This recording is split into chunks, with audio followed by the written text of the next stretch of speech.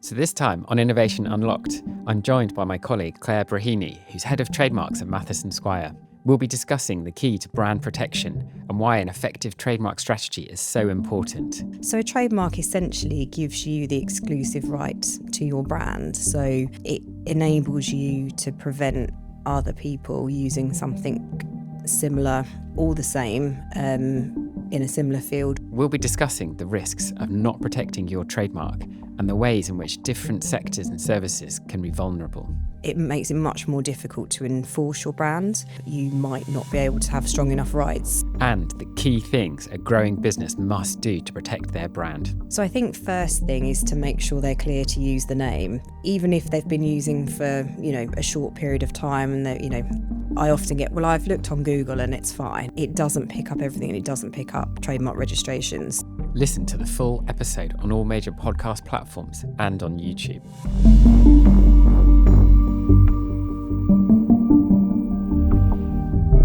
So this time I'm joined by Claire Breheny, who is a qualified senior trademark attorney with 18 years of experience in private practice. She recently joined Mathys Squire as head of trademarks in 2025, previously working as an IA director at Stobbs IP. You are also one of 3 trademark attorneys who sit on the Intellectual Property Regulation Board's Joint Disciplinary Panel. Mm-hmm. And you've been featured in Thomas Reuters Standout Lawyer 2024 and 2025 lists. You've been recognised as a WIPR Leader 2024, and you are regularly featured in Legal 500 and WTR 100. You are experienced in searching, clearing, protection and enforcement work in a wide range of jurisdictions, with particular experience of managing complex disputes and settlements across a number of jurisdictions. And you've worked with a huge range of brands, including many household names. Mm-hmm. Lovely to have you this week, Claire. Thank you for having me. So what is your role at Mathys Squire? So I am head of trademarks at Mathys Squire. So I've just recently joined to take on that role and work with the group. Amazing. And what's your background in intellectual property law? So I have been working in intellectual property since 2007. So I started as a trademark secretary. I was really interested in trademark law. I had a retail management background. Okay. And I love the brands, but not so much working in retail. So I kind of got myself a job at sort of starting out as a secretary. I put myself through the first exams and then managed to get a trainee job and then kind of went from there, really. Amazing. And so what made you interested in doing trademark law? Like why did you think you wanted to be a trademark attorney? So I was always interested in the law and I didn't really know sort of which direction that I wanted to go in, but brands fascinate me, the value in them, what people choose, what they dislike, how it sort of all works together in sort of like the commercial world. So it just seemed like a perfect fit for me, really. Amazing. Perfect. So obviously you're head of trademarks. Mm-hmm. So just kind of in a nutshell, how would you summarize what trademarks are and what's their importance? So a trademark essentially gives you the exclusive right to your brand. So it enables you to prevent other people using something similar or the same in a similar field, or if you are quite famous in your field, actually different goods and services as well. So it's really important to have the trademark to ensure your brand's protected. And so, what if you don't protect your brand? What are the risks? Why do you need to protect your trademark? So the risk of not protecting your trademark is, essentially it makes it much more difficult to enforce your brand. So if a third party is doing something similar, you might not be able to have strong enough rights. You can have common law trademarks in certain jurisdictions, some you can't. So you might be prevented from using your brand elsewhere. It might stop you from expanding your brand. If you're looking at evaluation or, investments, not having the rights can make your business less attractive. So by having your trademark protected, it really does add value to your business and just strengthens your brand. Amazing. And have you got any examples, real life examples you can give us? Yeah, so there have been companies who have been prevented from entering certain markets. Are really famous brands that, because they didn't acquire the rights in certain jurisdictions, which are first to file effectively, they've kind of lost the right to be able to operate there. And it's not just about being able to operate somewhere. It's also about, if you're manufacturing there, if you don't have the rights, your goods might get stopped at customs and it prevent you from importing them into the UK. There are some brands that might have to relabel their goods once they get to the destination, which causes additional costs. So do some brands already do that? Do they have to do that, relabel for different territories? Yes, some do, depending on what rights they've got. So yes, it's it can be a real problem. So it's definitely something you need to consider. And do you think there are risks? Is it the same level of risk for all industries, or do you think some specific industries trademarks need to be, you need to pay even more attention to? Or I think it's one of those things. It's all industries are affected, but in different ways. So I think if you're producing goods like toys or cosmetics or things that people purchase as a physical product, that could be problematic from where they're made or those kind of things. But with a service industry, for example, you could be attacked from a phishing point of view, So, or if you're a luxury goods manufacturer, for example, you want to be able to retain the brand value. So you need to have the protection in place to be able to stop infringers. So the risks might be different for the different sectors, but the key message is actually, regardless of the sector, there's trademark risk. Yeah, exactly. So all sectors need to think about trademarks. 100%. Yeah. Cool. Yeah, definitely. Amazing. And so just whilst we're sort of on kind of a high level intro at the moment, are there different types of trademarks? Yes, so you can have word marks, you can have design marks, you can have sound marks, you can have smell marks.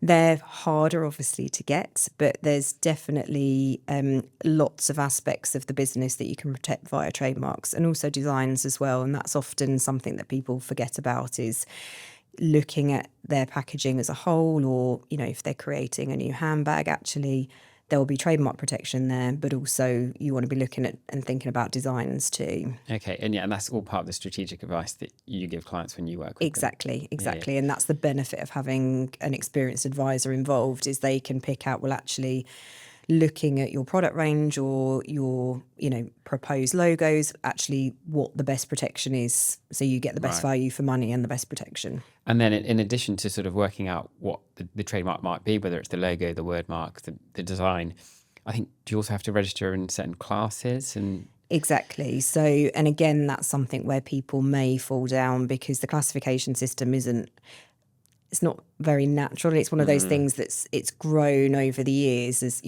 we didn't have computers when the trademark system first came in, so certain products will fall across a number of classes, and not having the benefit of someone who's experienced in knowing exactly what you're doing, you could risk not protecting the right things and not being able to enforce against things that you think are a problem. Yeah, I mean, I've certainly, I'm by no means a trademark attorney, but I've had clients who I know they've approached us as a firm and said, oh, we've got this problem because this company in an unrelated field has now raised an issue with our trademark. And actually it's because that company, when they registered their trademark, selected too many classes, so it's kind of too broad.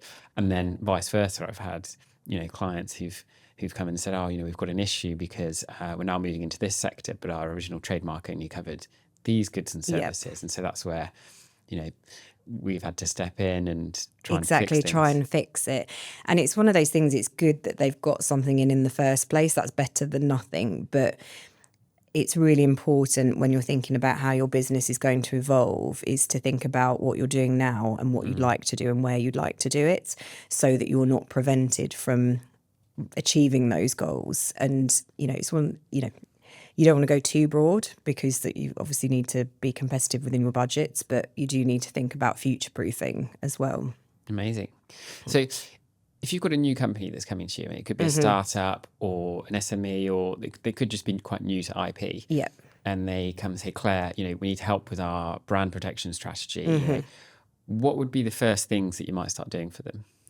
So I think first thing is to make sure they're clear to use the name. Okay. That's the, even if they've been using for, a short period of time and they, I often get, well, I've looked on Google and it's fine. I'm like, Google doesn't pick up it. Google's great or whatever, Yeah. service provider they're using, but it doesn't pick up everything and it doesn't pick up trademark registrations. So the worst thing, and I've had this example with a few startup companies, is they've used the name for a couple of years. They've got really attached to it. They started to get some traction, getting noticed, might be getting some funding. And then someone comes in with a cease and desist letter and says, look, we own this brand and you need to change. And whilst initially searching can seem like quite an expense, actually it's really invaluable to make sure you don't end up at the point where you've started to get consumers. Compared to rebranding, the cost is minimal, right? Exactly. So. And also, if someone sued you for infringement, that's going to be even more costly. So, the first thing is to make sure we're clear to use. And in the territories that you are going to definitely be using in and where you would like to expand in the near future, and then getting the trademarks protected in those jurisdictions. And the earlier you do that, the better, because your rights generate from the filing date. So whilst some countries it will take a long time to achieve the registration certificate, the key thing is your filing date and getting those in. So they're the key things. Perfect.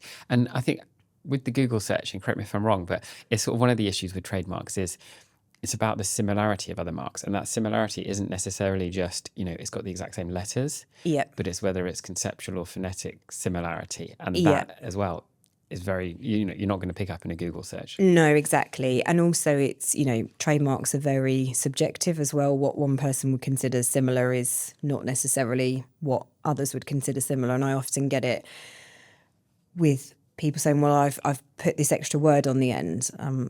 That's not going to help, particularly if it describes what you're doing or, the initial trademark is so distinctive that they're going to have quite a wide scope of protection. So it's really important that you get some professional advice on what's considered similar, because we're used to looking at decisions, knowing which way a court, sometimes you get a rogue decision, but generally we've got a good idea of what would be problematic, what we could likely settle, because there's also, where there's overlap from a register point of view, because obviously we're having to describe the offering. In practice, actually, the businesses might be quite different, but they need the same terms covering. And then, from our experience, we can say, well, yes, we think on balance, we might be able to negotiate a settlement, or I really would steer clear of this. Yeah, really important advice. Yeah. I mean, I think, and is more emphasis placed at the beginning of a certain word. So, if you, when you said the example of, we've added something on at the end, it's like, well, actually less emphasis is placed on that. It's the beginning part of the... Yeah, so in general, the general rule is the start of the mark is obviously what the customers will cling on to and remember. The endings kind of, through case law, they say, they get slurred in speech or they forget.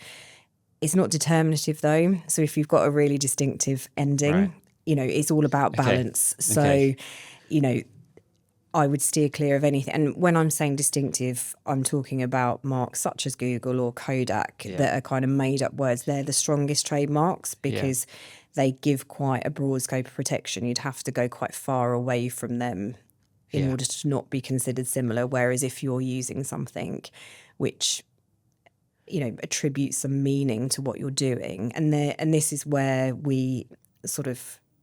there's difficulties from a marketing perspective, because marketers are like, well, it tells people what it does. It's great. Yeah. And I'm like, that's not great from a trademark perspective, because that doesn't mean it's distinctive. And then your scope of protection is much narrower and it's harder for you to stop other people. So there's kind of a bit of a tension between what is good from a marketing perspective and what's good from a trademark perspective. But usually we can find a happy medium between the two. I think what you're saying there, we can find a happy medium. I think, when you're working with that marketing team or when they're coming up with that brand strategy, I think actually getting your input then is so valuable. Exactly. Right? And that's sometimes it's not asked for, but sometimes I'll say, yes, we can use this, but actually you're going to have difficulty enforcing this. And actually if we does the benefit from a marketing perspective outweigh that risk from a enforcement perspective. Exactly. Yeah. And I think sometimes you need to add or make the mark a bit more distinctive, because then you can definitely create that area which is yours, and you can keep a clear fence around like other people doing something similar. Yeah.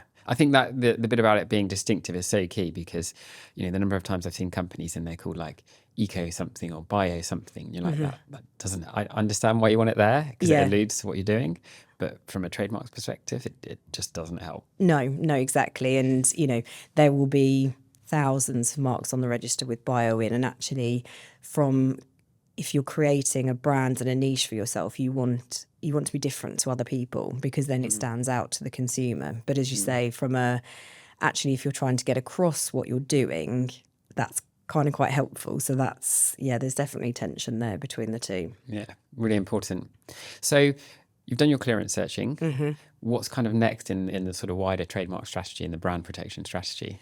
So I think we've done our clearance. We'll then look at what marks need to be protected. So we might have, and again, we probably want to clear some of these as well. If we've got a particular logo, whether we file that separately, whether we include it with, and that's what we tend to have to do with more descriptive marks, is if we don't think it's going to be registrable, we might put a logo with it to be able to get it registered.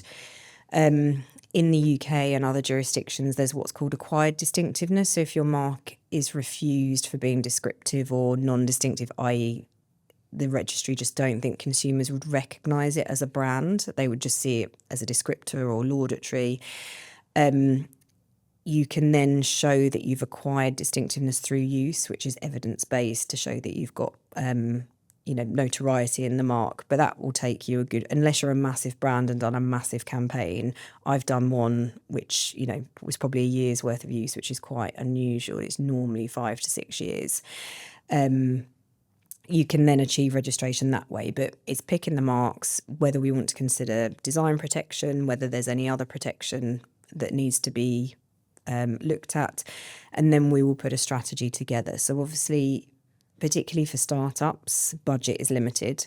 So we want to give the best protection at the outset that we can within that budget. So that might be that we don't do certain things straight away. So we might only do the word mark and then we'll do the logo later on, if, depending on budgets. Designs do need to be filed within 12 months of disclosure. So there is a time window. There's no limit on trademarks. So if someone else gets there first, then that might be tricky. But, you can file a trademark whenever, and patents, obviously, you need to file immediately before you've even, said anything to anyone.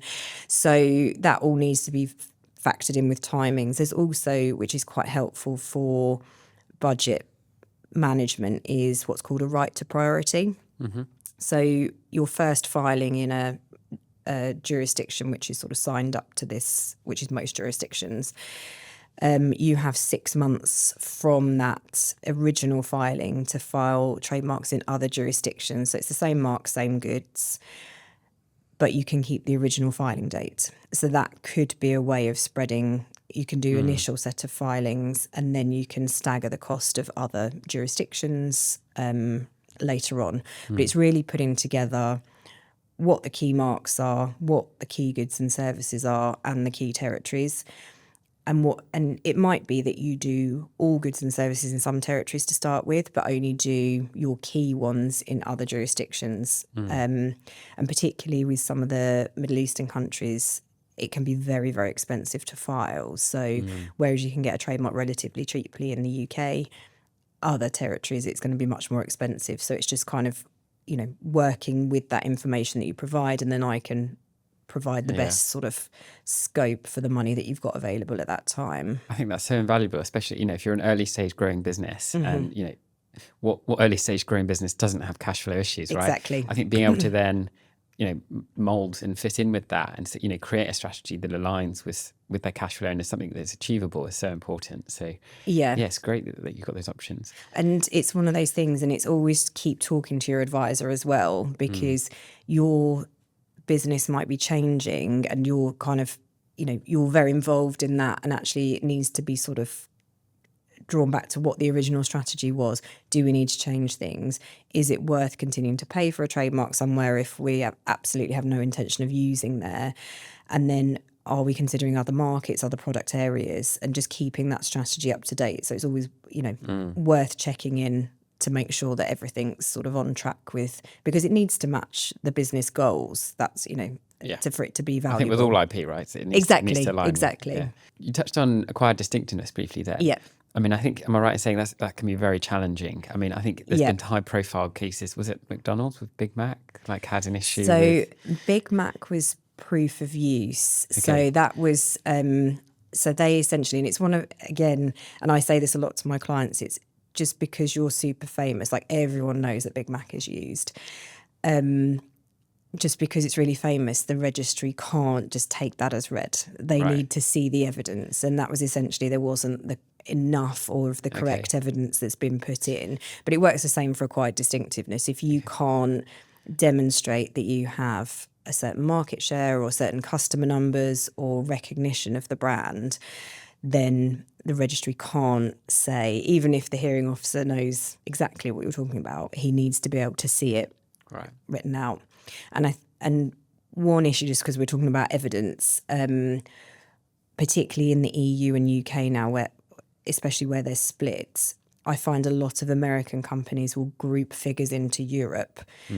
But actually, when we're talking about the EU, we're talking about EU territories. So Turkey might be included in there and different things. And it's quite hard then to sort of extrapolate those figures because they want to see just EU. Same with the UK. They don't want to see group. They want to, know specific figures. And a lot of companies don't necessarily report that. Yeah. So it's kind of then, if it's an app, for example, showing, well, yes, these figures are for a wider territory, but we are the number one app in the UK and, we spend this much on advertising. So it's kind of drawing a conclusion out of the figures, even if you can't provide them. So, Cool. Great. So, you've registered their trademark. We've got their strategy going, fine. We've got all the filings on track. Enforcement. Yes. So as soon as you've, thought about your trademarks, you've registered them, we would recommend putting watches in place because trademarks unfortunately don't enforce themselves. And while some registries, like the US, for example, will, if there's an earlier right that they consider conflicting, will hold your mark up and you have to either get consent or persuade the examiner that they're not similar. In the UK and EU, for example, they'll say to you, oh, we found these earlier similar rights, but we won't do anything about them. It's up to the rights holder to be able to enforce. And these searches aren't comprehensive necessarily, and they're more of an information gathering exercise. So whilst the UK will notify you as a brand owner if there's a similar mark, it's only if they pick it up. So a watching service is really important to be able to know what's going on. And it's not just trademark watches as well. We offer sort of online brand watches. That can be looking at domains, so people registering domains with your trademark in, or it could be marketplace watches, so, counterfeit products, social media accounts. There's a whole wealth of things that we can be watching, and it's really tailoring what watches you need to what product area you're offering. And I'd imagine that sort of proactive approach can be actually really important because otherwise I'd imagine, the business, it might not come to their attention until, they're like, why have we lost all these sales? Or why are people complaining to us about these products when, the quality is poor when actually, it's counterfeit product? Yeah. And that's the good thing about having the watches in place as soon as you can, because you can get ahead of that.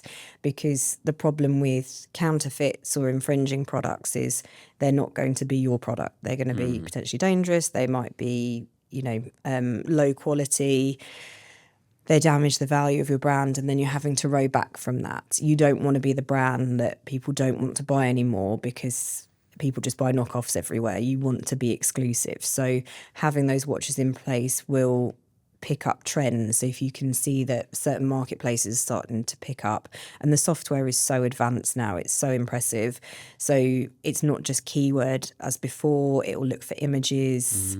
We can auto take down certain listings. We can put in certain parameters, say, well, these are genuine supply streams, so that gets pulled out. So you can actually have quite a good enforcement program without too much involvement.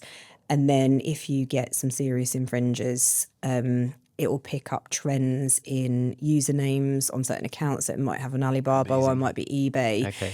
And it will draw that information together for you. And then you have a much better case of going after, the main infringers, not the people who are necessarily sort of picking them up and then selling them on. So there's lots of ways that you can sort of build a case if you need to.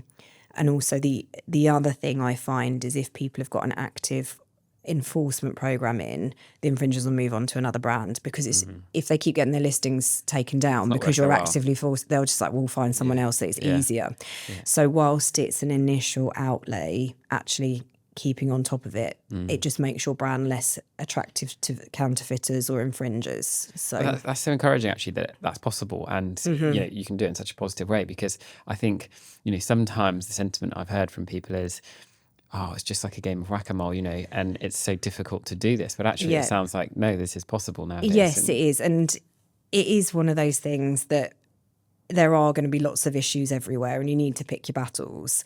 But if you can at least automate some of the processes with the takedowns, whilst brand owners can do that themselves, the platforms have the ability for you to go on and report listings. It's time consuming, and actually if you are not experienced in doing it, actually supplying the right information or saying the right things can be quite tricky, and you might get rejected on a technicality. So it depends on the scale of your problem as to what, how much you need to invest. But definitely the more you put into it, the more you get out of it. Yeah, I think from a results perspective. Because, I think platforms like eBay, like Amazon, TikTok even, they have these sort of online infringement portals. Exactly. But actually what you're saying is, you want somebody who's experienced, who knows how to do that in an efficient way. Exactly. Who means it can get taken down promptly. And then you can move on. Yeah, definitely. Because, you want to be spending your time on building your business and building your brand. So actually, having someone taking care of a program, tailoring it for you, checking in, each month with stats and what's working, what's not, do we need to change things, is going to, save you a lot of time and headaches and heartache, honestly, dealing with some of these things. Amazing. So Claire, we're getting towards the end of the session. So I'm going to put you on the spot. Okay. So if there's a key message you have for an early stage business thinking about their brand protection strategy, what would be your message for them? So I think the key thing is search your brand, make sure you are clear to use, and protect it. They're the main things, and seek advice on it so you're getting the best for your money. Amazing. It's been a pleasure having you. Thank you so much, Claire. No, thank you for having me.